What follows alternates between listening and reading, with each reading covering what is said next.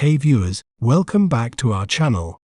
Today, we're delving into a captivating term that is a city in France, having a population of about 2 million people. Well, how do we say its name correctly?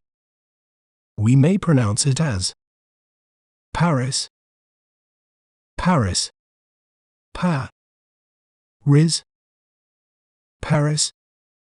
Paris is known as the City of Light and is famous for its art, fashion, gastronomy, and culture. The Eiffel Tower, Notre Dame Cathedral, and the Louvre Museum are just a few of its iconic landmarks.